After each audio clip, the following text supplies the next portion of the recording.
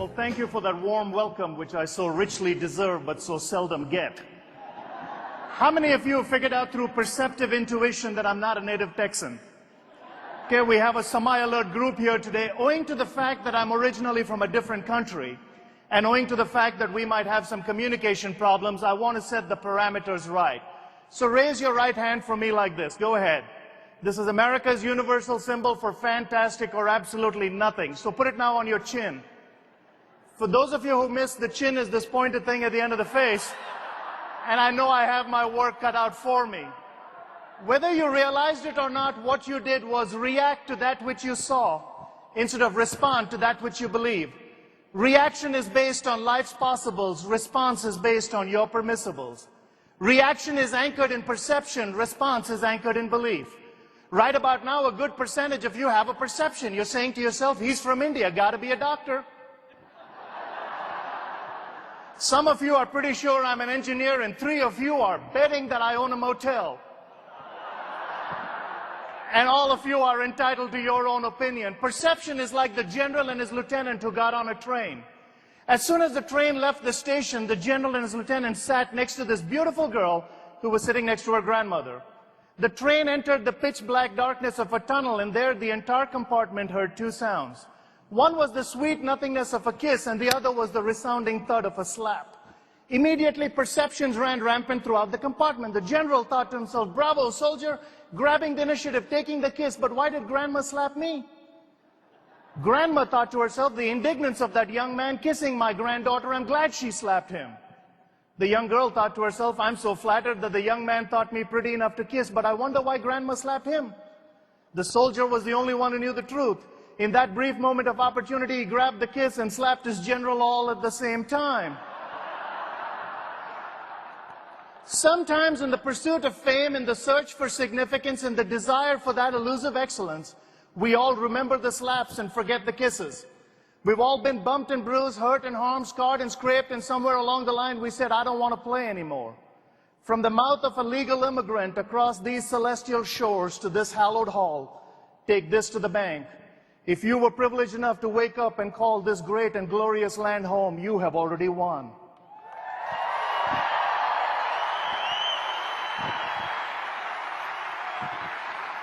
If you as a nation don't do anything for the next 500 years, the country that comes in second will wish it were you. And people look at me and say, well, that's not fair. You've been on both sides. You know which side the grass is greener. You are right. I have been on both sides, and there ain't no grass on the other side. Someone said, dude, how poor were you? We were so poor, we'd go to Kentucky Fried Chicken, lick other people's fingers. This poor and this poor. We was poor. We didn't have tracks to be on the other side of. Now we had running water. If you needed it, you ran and got it.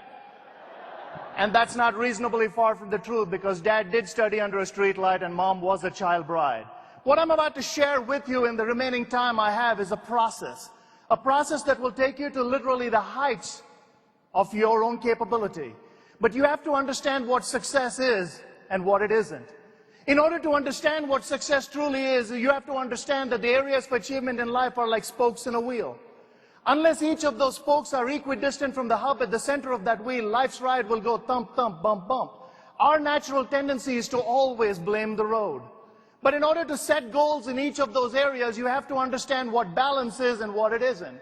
Success is not who you are in relation to the person sitting next to you. Success is who you are in relation to where you began and what you began with. In fact, raise your right hand for me now as high as it'll go. Now raise it higher. Why didn't you do that to begin with? I said as high as it'll go. The difference between where you think your limit is and where it actually is called the edge. But many people never get to the edge because 97% of the people in this world operate in the comfort zone. 3% of the people in this world operate in the effective zone. The difference between comfort and effectiveness is called growth, and growth is uncomfortable. Eric Hoffer said, in times of change, it is the learners who will inherit the earth, while the learned will find themselves beautifully equipped for a world that no longer exists. In Texas, we call this the dead armadillo syndrome. I don't know how many of you have ever seen a live armadillo. I've never seen one. I've lived there 20 years. They're always dead in a 70-mile-an-hour speed zone, but there are 3 things I do know about armadillos. 1, they're slow. 2, they're ugly. 3, they're dumb. Doesn't make for a winning combination in life's highways and byways. I wonder why armadillos don't have a meeting like this and say, dude, dad died here. Mom died here. Everyone we know died right here. Let's find a school zone. Sometimes before you speed up, you have to slow down.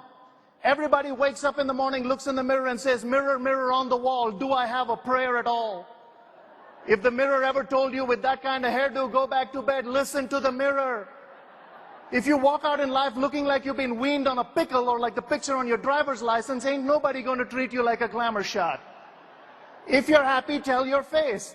Foundational living is understanding the 4 primary reasons why people don't set goals. And the first is fear.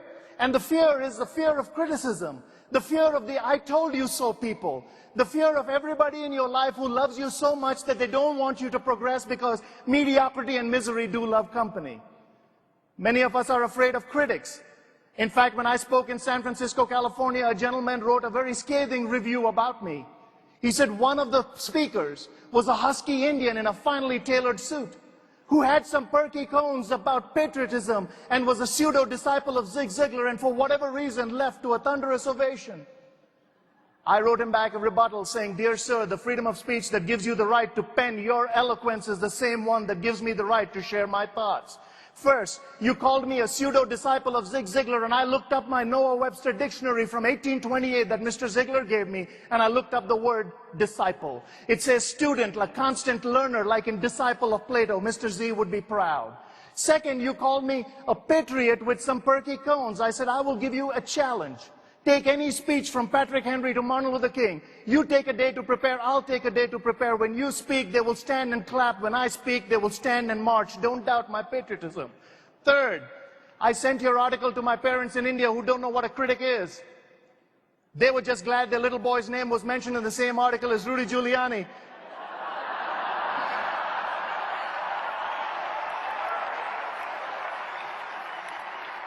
P.S. I've traveled much of the free world, and I've never seen a statue erected to a critic.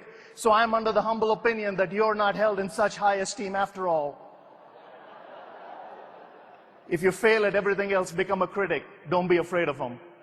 The second reason people don't set goals is because of a poor self-image. And a poor self-image is the woulda, coulda, shoulda mentality.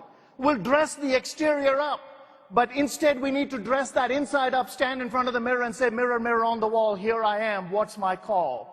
But everybody has that false image about themselves that packaging never really solves. I remember standing in the Dallas-Fort Worth airport behind a celebrity. She had already achieved it all. She was being asked to show her ID, but she was refusing to show her ID because obviously it's probably an ugly picture of the rest of our IDs. And this went on for a little while. The exchange got awkward. The gate check attendant was saying, I need to see your ID. The celebrity was saying, don't you know who I am? Finally, I decided it was time for a Dunham intervention moment. I tapped the celebrity on the shoulder and said, ma'am, all of us celebrities have to show our ID. She said, who are you? I said, Gandhi.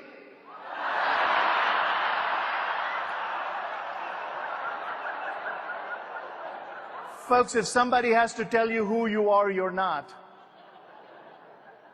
Eleanor Roosevelt said, other people can tell you what you can or cannot do, only you can fulfill it. The way you change your self-image has changed that definition of success. I vividly remember one time I was in the living room getting ready to take a trip. There was the pride of my life, the light of my soul, my then 8-year-old son. He said, Papa, why do you have to travel? I said, this is what I do. He said, what do you do? I said, I'm a teacher. He said, not helping, I hate mine. I said, I'm like a teacher for grown-ups. He said, still not helping. I said, what's the question, boy? He said, are you any good? And I did what most of you have done since the beginning of your career. Howard Hendricks from Dallas Theological Seminary said, your career is what you're paid for. Your purpose is what you're made for. I looked at my boy in the eye and I said, son, I am good. I've snorkeled the outer barrier of the Great Barrier Reef. I've sailed through the Panama Canal. I watched the mist settle on Lake Balaton in Hungary and saw Paris in its grandeur from the 3rd level of the Eiffel Tower. Boy, I actually did a seminar on Monday in Washington, on Friday in Moscow. I projected my voice in a Colosseum in Greece where oratorical brilliance is deemed to have begun. Without batting an eyelid, Nicholas said, you're obviously not good enough to do it in Dallas. When the laughter of an audience dies down, you hear the anguish of a father's heart. That day I changed my definition of self-image.